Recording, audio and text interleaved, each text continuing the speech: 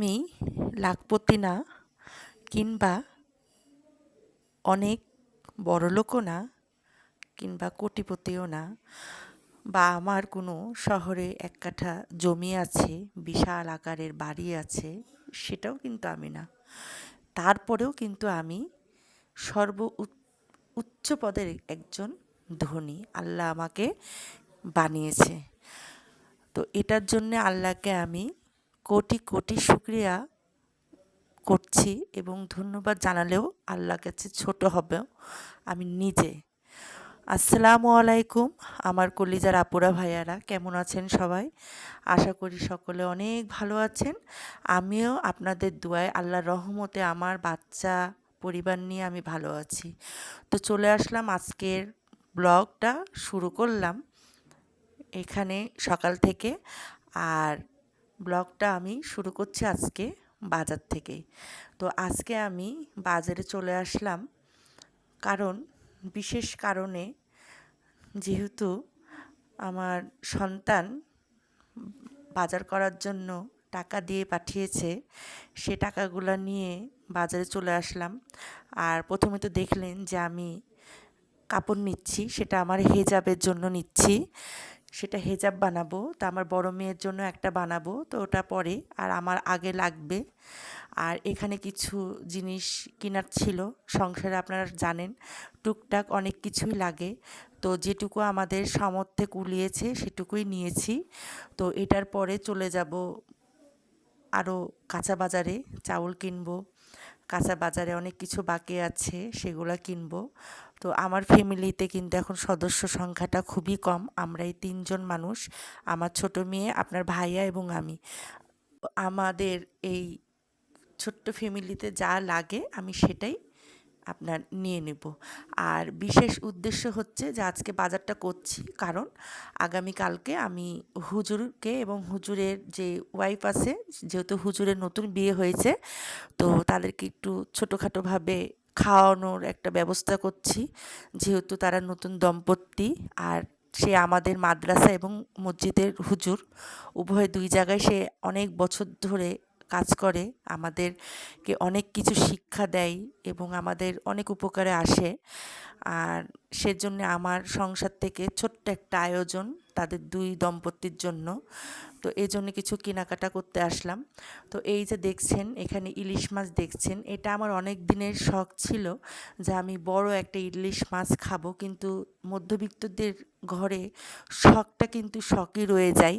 শখটা কিন্তু পূরণ সহজে হয় না, যেহেতু একটা মাছের দাম অনেক। সেই মাছটা যখনই আমরা চোখে দেখি কিন্তু কেনার সাহস করতে পারি না, শুধু চোখেই দেখে আসি। তো যেহেতু ছেলে টাকা দিয়েছে, তা আপনাদের ভাইয়া বলল যে তোমার ছেলে যেহেতু তোমাকে টাকা পাঠিয়েছে বাজার করার জন্য, তাহলে আজকে কেন তুমি একটা বড় ইলিশ মাছ খাবা না? অনেকবার তুমি বাজারে যাও আর এই বড় বড় ইলিশ মাছের দাম জিজ্ঞাসা করে আবার বাসায় চলে আসো। তো আজকে কিন্তু একটা ইলিশ মাছ তুমি কিনে নাও আর নিজের শখটা পূরণ করো, খাও। তো আমার ছেলে মেয়েরাও সেটা বলেছে। তো যাই হোক, প্রথমে আপনাদেরকে আমি যে ছবি আপনারা দেখেছেন সেটা দিয়ে শুরু করছি। আমার সম্পদ নাই, টাকা নাই, নাই আমার ব্যাংক ব্যালেন্সে কোটি কোটি টাকা, তবুও কিন্তু আমি সবার থেকে ধনী। আল্লাহ আমাকে ধনী বানিয়েছে।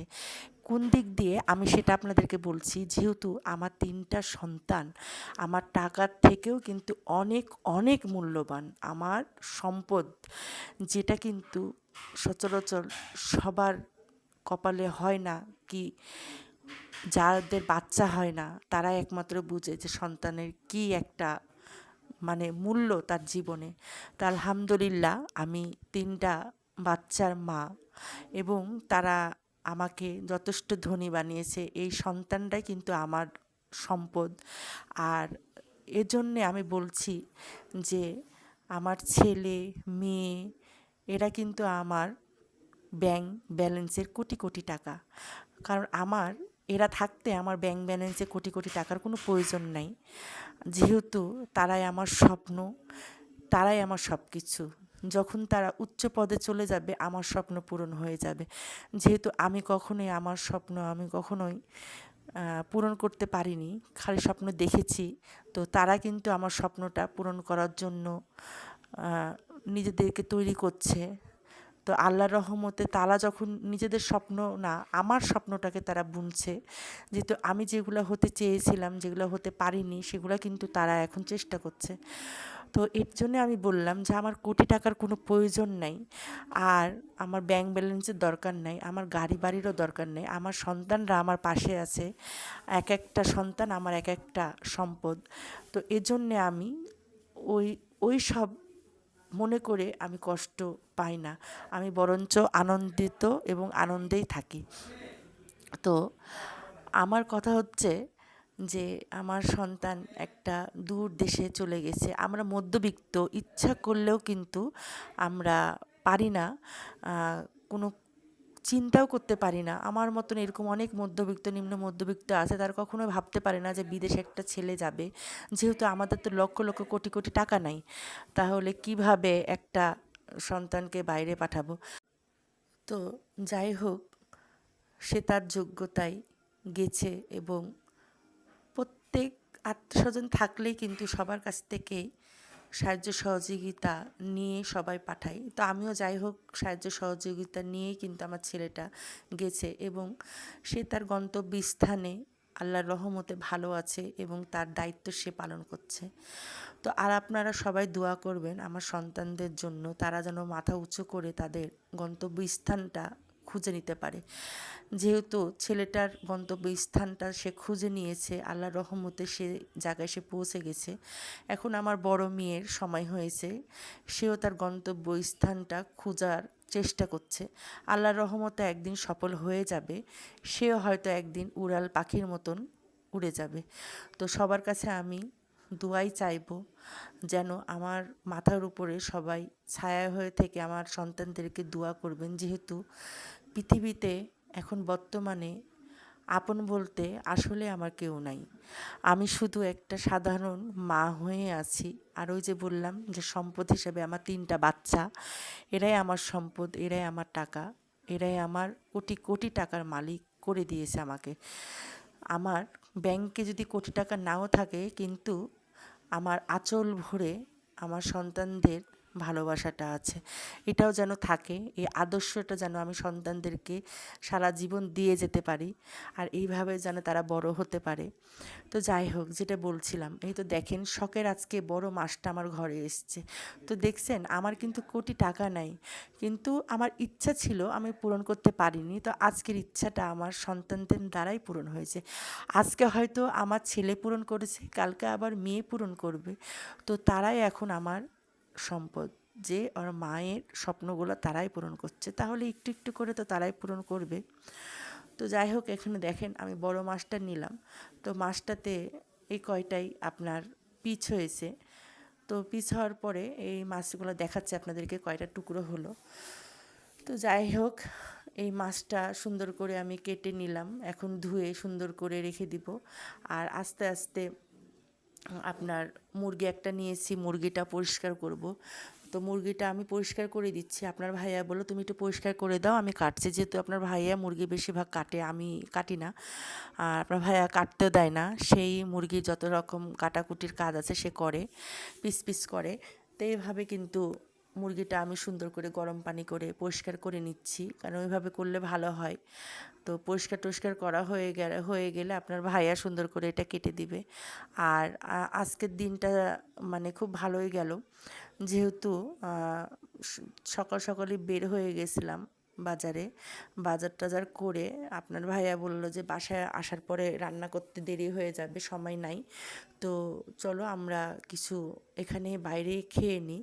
যেহেতু আমাদের গ্রামের মানে ছোটোখাটো হোটেলগুলোতে কিন্তু আহামরি এত বিল আসে না। আমরা 3টা ব্যক্তি যদি আমরা গরুর মাংস দিয়েও ভাত খাই, তাও 250 টাকা বিল আসে। তো যাই হোক, এই 250 টাকা মাসে একবার খরচ করলেও যায় আসে না, এটা মানুষ একটু করতেই পারে। তো এই তো দেখছেন আমি এখানে কিছু মাংস আর কিছু মুরগির হাড্ডি হুড্ডি গলা কলিজা এগুলো দিয়ে এই একটু তরকারি রান্না করে নিয়েছি রাত্রের জন্য। আর 6 পিস মাছ রান্না করেছি আমাদের 3 জনের জন্য। তো এটা রান্না করা হয়েছে। তো পরের দিন না, এটা রান্না করলাম, করার পরে আপনার মাছটার আবার চলে আসবে। তো সেজন্য আবার তাড়াতাড়ি করে আমি আবার চা চাপাই দিলাম। যে মাছটা চলে আসবে, এটা আবার না মানে খেতে দিলে কেমন দেখায়। তো গরম গরম ভাত টাত নিয়ে সব রেডি করেছি, যেহেতু আজকে বাইরে খেয়েছি, সেরকম খাওয়া হয়নি। তো আপনার ভাইয়া বলল যে আসো এভাবে মানে খেয়ে নিই। তো যাই হোক, এখানে ভাত টাত খোলা হচ্ছে, খুলে আপনার ভাইয়াই খুলে দিচ্ছে। তো খাওয়া দাওয়া হয়ে যাওয়ার পরে আমি আবার এখানে দুধ চাপিয়ে দিলাম। দুধটা গরম হয়ে গেলে এখান থেকে অর্ধেক দুধ দিয়ে চা বানিয়ে দিব। আমার মেয়ের যে সে টিচারকে চাটা বানিয়ে দিব। আর এখানে 2-3 প্যাকেট নুডলস একটু রান্না করে দিব। মনে করছে যে আজকে একটু নাস্তা দিব। প্রত্যেক দিন হয়তো চায়ের সাথে বিস্কিট এটা সেটা দিই। তো মনে করলাম যে আজকে একটু ব্যতিক্রম, একটু নুডলস করে দিই। তো নুডলসটা আমি এখানে সুন্দর করে রান্না করব। এই ছোটোখাটো আমার এই ব্লগটা। আর আপনাদের কাছে আমার একটাই রিকোয়েস্ট থাকবে, যারা আমার ব্লগটা আপনারা দেখেন বা আপনাদের কাছে চলে আসে হঠাৎ ইউটিউব সার্চ করতে করতে, তো অবশ্যই আমার ভিডিওতে আপনারা লাইক দিয়ে ভিডিওটা দেখবেন আপুরা ভাইয়ারা, এবং সাবস্ক্রাইবার করে আমার পাশে থাকবেন। আর যারা আমার অলরেডি যারা আমাকে লাইক দিয়ে রাখেন বা ভিডিও দেখে সাবস্ক্রাইবার করেছেন, তাদেরকে অনেক অনেক ধন্যবাদ আমার পাশে থাকার জন্য। আর চেষ্টা করব আপনাদেরকে আমি একটু একটু করে যতটুকু পারি ভিডিও দেওয়ার, যেহেতু আমি একটা খুবই ছোট্ট নগণ্য একটা ইউটিউবার আর একটা খুব সাধারণ মানুষ। তো অত বেশি আমার স্বপ্ন নাই, অত উচ্চ লেভেলের স্বপ্ন নাই। তো ছোটোখাটো স্বপ্ন আছে যেন আমি আমার এই চ্যানেলটাকে একটু ভালোভাবে আমি নিতে পারি বা চালাতে পারি। আমারও কোনো কিছু করার ইচ্ছা জাগে যে আমিও কোনো কিছু করি মেয়ে হিসাবে।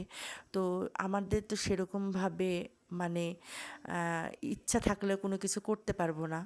তো যেটুকু স্বপ্ন আছে আপনাদের মাঝে আমি শেয়ার করি, এই জন্যে দেখাই। তো অবশ্যই আমার ভিডিওটা প্রত্যেকজনের কাছে বলবো যে শেয়ার করে দেখবেন এবং লাইক দিবেন আর শেয়ার করে দিবেন। আর আপনাদের একটা লাইকই পারে আমার ভিডিওটা অন্যদের কাছে পৌঁছে দিতে। তো যাই হোক, এই তো আমি ভিডিওর ভিতরে কিন্তু অলরেডি কথা বলতে বলতে আমার নুডলসটা রান্না হয়ে গেছে।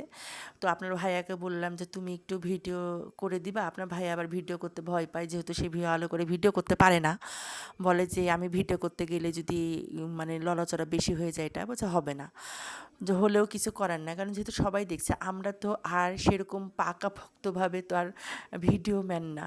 আমরা যেটুকু পাচ্ছি এটুকুই আমাদের কাছে অনেক। আমার দর্শকরা যদি আমাকে ভালোবাসা দেয়, তাহলে আমার আইফোনের দরকার নাই, আমার অল্প টাকার ফোনেই আমাকে ভালোবাসা দিবে। তো সেজন্যে আমার ক্যামেরার দরকার নাই, স্ট্যান্ডের দরকার নাই। আমার ভালোবাসার দর্শকরা আমাকে দেখলে এমনিই ভালোবাসা দিবে, যারা অবশ্যই আমার ভিডিও দেখে। তো যাই হোক, এখানে কিন্তু আমার রান্না হয়ে গেছে। এখন মাছটাকে অলরেডি আমি নুডলসটা দিয়ে দিয়েছি। আর এখানে দেখাচ্ছি আকাশে প্রচুর মেঘ ডাকছে, আর আকাশটা কেমন যেন অন্ধকার হয়ে যাচ্ছে। দেখেন, আমি আপনাদেরকে দেখাচ্ছি বাইরের দিক দিয়ে। তো যাই হোক, এই পাশ দিয়ে এত বোঝা যাচ্ছে না, এই পাশ দিয়ে। তো আমি বেলকনি দিয়ে আপনাদেরকে দেখাচ্ছি যে প্রচুর পরিমাণে বজ্র হচ্ছে। তো হয়তো বা কিছু সময়ের মধ্যে হয়তো বৃষ্টি চলে আসবে। তো আমি বলছি যে ছেলেটা তো আজকে ছাতা নিয়ে আসেনি, তাহলে তো ভিজে যাবে। তো যাই হোক, তাকে আবার আমি নুডলস দিয়েছি যে তোমার নুডলস আবার ঠান্ডা হয়ে যাবে, খেয়ে নাও। তো এইভাবে আপনার ভাইয়াকেও আমি নুডলস নিয়ে গেলাম, আর আপনার ভাইয়ার জন্য চা নিয়ে গেলাম। আর এরই মাঝে আমার বড় মেয়ে অলরেডি ভিডিও কল দিয়েছিল, তার সাথেও এই ফাঁকে একটু কথা বলে নিলাম। তো আপনাদের কাছে আমার একটাই অনুরোধ থাকবে, বেশি বেশি করে আমার এই ব্লগগুলা সাবস্ক্রাইবার করবেন, লাইক দিবেন, শেয়ার করবেন। আর যদি কোনো ভুল ত্রুটি হয়ে থাকে তাহলে অবশ্যই ক্ষমা দৃষ্টিতে দেখবেন আর আমার পাশে থাকবেন। তো আজকের ভিডিওটা কেমন লাগলো অবশ্যই অবশ্যই কমেন্ট করে জানাবেন, এবং সামনে আরও কী ভিডিও দেখতে চান অবশ্যই অবশ্যই জানাবেন। আর আমার যদি ভিডিওতে কোনো সমস্যা থেকে থাকে আমাকে পরামর্শ দিবেন।